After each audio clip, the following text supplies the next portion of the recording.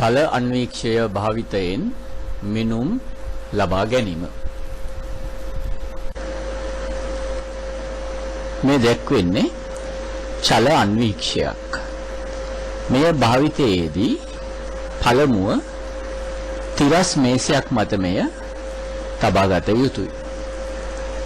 ඒ සඳහා චලාන්වීක්ෂය තිරස් කර ගැනීමට මේ දැක්වෙන පාද දෙක සහ එහා පැත්තෙන් තිබෙන තවත් පාදයක් යොදාගත හැකියි.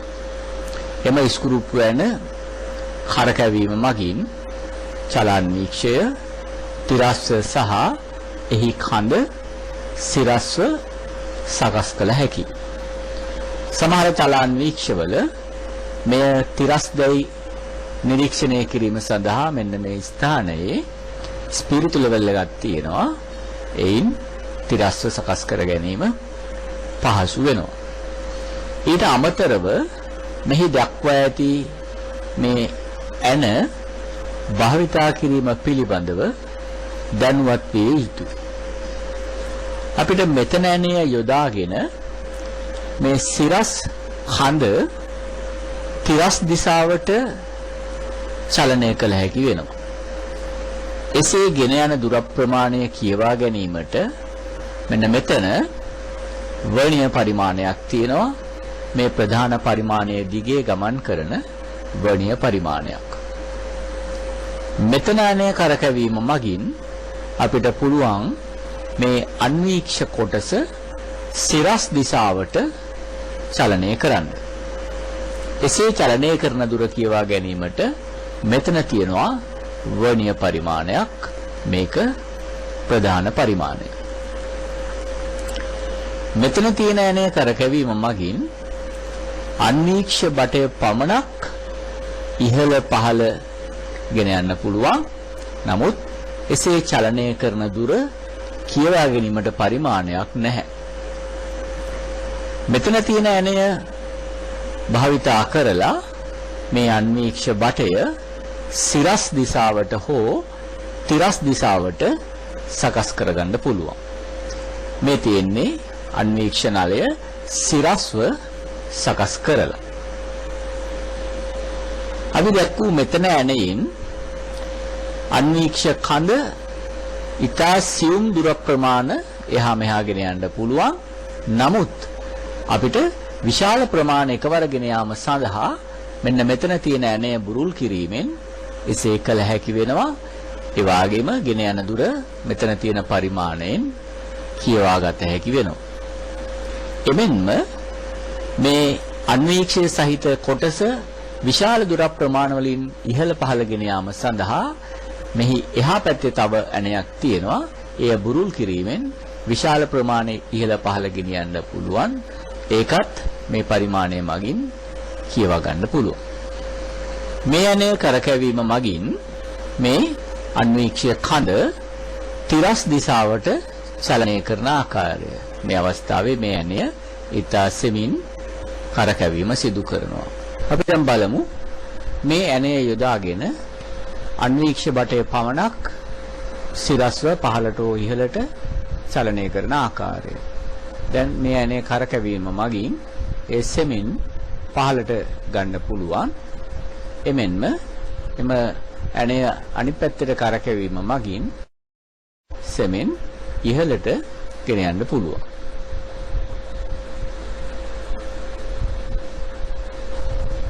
දැන් අපි මෙන්න මේ ඇණය කරකැවීම මගින් මේ අන්වීක්ෂ බටේ සහිත මෙන්න මේ කොටස ඉහළ පහළ ගෙන යන ආකාරය බලමු. දැන් මේක කරකැවීමෙන් එය සෙමින් ඉහළට යනවා. ඒ වගේම අනිත් පැත්තට කරකැවීම මගින් එය සෙමින් පහළට යනවා. එසේ ගමන් කළ දුර ප්‍රමාණයක් මෙතන තියෙන වර්ණීය පරිමාණය සහ ප්‍රධාන පරිමාණය භාවිතා කරලා අපට කියවා ගන්න පුළුවන් වෙනවා. මේ දැක්වෙන්නේ චල අන්වීක්ෂයක් සිහින් කේශික නලයක සිදුරේ විස්කම්භය සෙවීම සඳහා සකස් කර ඇති ආකාරය. මෙහි අන්වීක්ෂ නලය දැන් තිරස්වයි සකස් කර තිබෙන්නේ. ඒ සඳහා මෙතන ඇණය බුරුල් කර එම නලය තිරස් කර නැවත මෙම ඇණය තද කළ යුතුයි. දැන් මේ තුලින් බැලීමේදී අපිට පේනවා අවනෙතට ආසන්නව ඇති මේ ආකාර හරස් කම්බි දෙකක්. අපි ඉතා හොඳින් එම හරස් කම්බි පෙනෙන පරිදි සකස් කරගත් පසු කේශික නලයක් තිරස්ව සවිකර මෙම අන්වීක්ෂයේ යාපැත්තේ අවනෙතට ආසන්නව සවි කරනවා. එම නලයේ සිදුර වඩා හොඳින් පෙනීම සඳහා නලයේ අනෙක් කෙළවරින් ආලෝකමත් කිරීම වඩා සුදුසු. මේ දැක්වෙන්නේ දැන් අන්වීක්ෂය තුලින් නලය දෙස බැලූ විට පෙනෙන ආකාරය. හරස් කම්බි සහ නලයේ සිදුර විශාලව පැහැදිලිව දැකිය හැකියි. අපි නලයේ විස්කම්භය මැන ගැනීම සඳහා මෙම හරස් කම්බි එම සිදුරේ විස්කම්භයක එක් කෙළවරකට ස්පර්ශ කළ යුතුයි. දැන් මේ දැක්වෙන්නේ ඉහළම කෙළවරට ස්පර්ශ කර ඇති ආකාරය. දැන් අන්වීක්ෂයේ පිහිටුම සඳහා පාඨාංක සටහන් කර ගන්නවා. ඉන්පසු අන්වීක්ෂ බටය වෙනස් කරනවා මෙම විස්කම්භයේ පහළ කෙළවරට හරස් කම්බි ස්පර්ශ වන ලෙස. මෙසේ කළ යුත්තේ නලය ගෙන ගිය අන්වීක්ෂ කොටස ගෙන ගිය පාඨාංක කියවා ගත හැකි පරිදි ඒ සුදුසු ඇන සීරුමාරු කිරීමෙන්. අපි සිරස්ව පහළට ගෙන යමින් එම හරස් කම්බි සිදුරේ විස්කම්භයෙහි පහළම කෙළවර සඳහා නැවත සකස් කර පාඨාංක සටහන් කර ගන්නවා.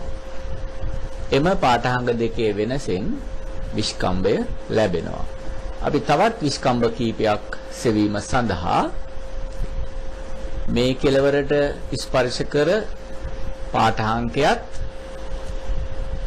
අනෙක් කෙළවරට ස්පර්ශ කර පාඨාංකයත් ලබාගෙන ඒ වෙනස මගින්ද විස්කම්භය සොයා ගන්නවා. ඉන්පසු නලය කරකවා තවත් ස්ථාන කීපයක් සඳහා විස්කම්භ ලබාගෙන ඒවායේ මධ්‍යනය මගින් නලයේ නිවැරදි විස්කම්භය ලබාගත හැකියි.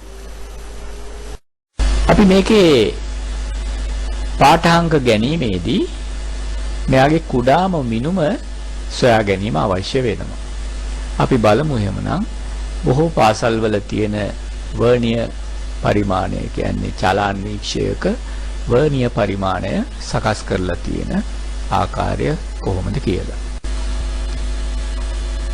මේ දැක්වෙන්නේ චලාන්වීක්ෂයක වර්ණීය පරිමාණය. මේක ප්‍රධාන පරිමාණය. මේක වර්ණීය පරිමාණය. හොඳින් බලන්න ප්‍රධාන පරිමාණයේ මිලිමීටර් ලකුණු කරලා තියෙනවා. නමුත් මේ විශාල කරලා තියෙන්නේ මිලිමීටර් භාගය කොටස් තමයි ලකුණු කරලා තියෙන්නේ. එතකොට මෙතෙන්ද මිලිමීටර් 10ක් තියෙනවා. නැවත හොඳින් බැලුවොත් පේනවා මේ මිලිමීටර් 10 කොටස් 20කට බෙදලා තියෙනවා. එහෙමනම් මේ එක කොටසක් මිලිමීටර් භාගයයි. මිලිමීටර් 0.5යි. එතකොට මෙතෙන් දෙනකොට එහෙමනම් එවැනි කොටස් 40ක් තියෙනවා. මෙතෙන් දෙනකොට 49ක් තියෙනවා. ඊළඟට පේනවා යටින් තියෙන වර්ණීය පරිමාණය. ඒකේ තියෙනවා කොටස් මෙතෙන් නෝට 40ක්, තව 10ක් එනම් වර්නියර් කොටස් 50ක්. දැන් සමපාත වී ඇති ආකාරය බැලුවොත් ප්‍රධාන කොටස් 49ක් වර්නියර් කොටස් 50කට සමපාත වෙලා තියෙනවා. දැන් අපි බලමු කුඩාම මිනුම හොයන්න. ප්‍රධාන කොටස් එකක් සමානයි මිලිමීටර් 0.5යි.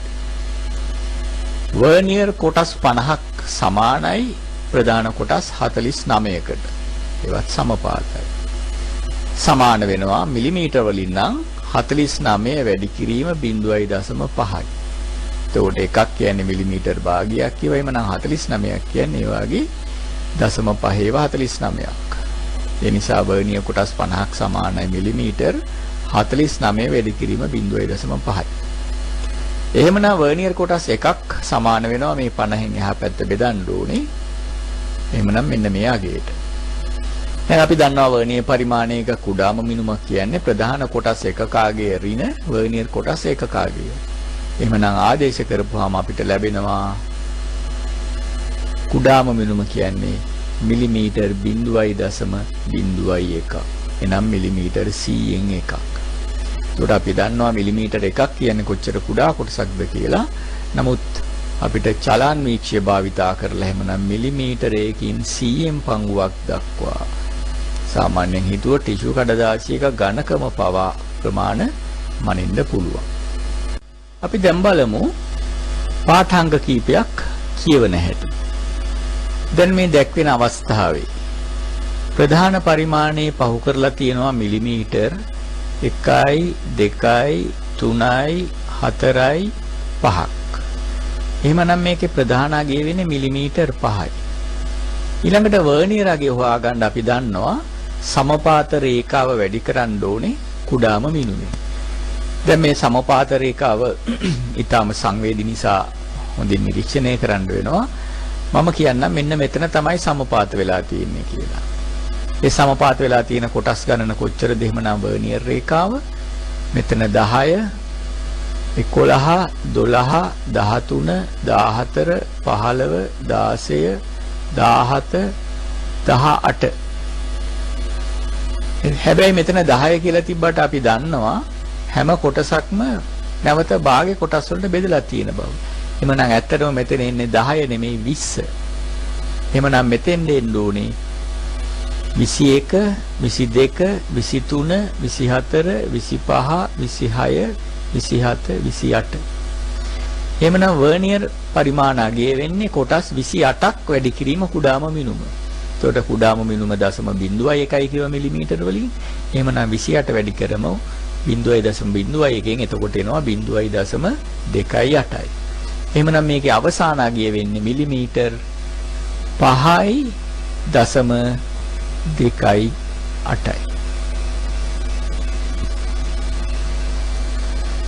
අපි බලමු මේ අගය. ප්‍රධාන අගය බලපුවාම මෙතන මිලිමීටර් 10යි තව 0.5ක් පහු වෙලා තියෙනවා. එහෙනම් ප්‍රධාන අගය වෙන්නේ මිලිමීටර් 10යි 0.5යි. සමපාත කොටස් ගණන. එතකොට අපි මෙතන 10යි කියලා කිව්වට මෙතන අගේ නම් මුලට කියවන්න ලේසි වෙයි. මෙතන 20යි 19යි 18යි 17යි 16යි 15යි. එහෙනම් මම මෙතනදී ගන්නවා සමපාත වෙලා තියෙන කොටස් ගන්න 15යි කියලා. අනිත් පැත්තෙන් බැලුවත් හරි 1යි 2යි 3යි 4යි 5යි 6යි 7යි 8යි 9යි 10යි 11යි 12යි 13යි 14යි 15යි. එන සමපාත රේඛාව 15 වෙනි එක කුඩාම මිනුම 0.01යි වැඩි කරපුවාම එනවා 0.15යි. එහෙමනම් මෙතන අවසාන අගය වෙන්නේ මිලිමීටර් 10.5ට තව 0.15ක් එකතු වෙන්න ඕනේ. එහෙනම් 10.65යි. අවසාන අගය මිලිමීටර් 10.65යි.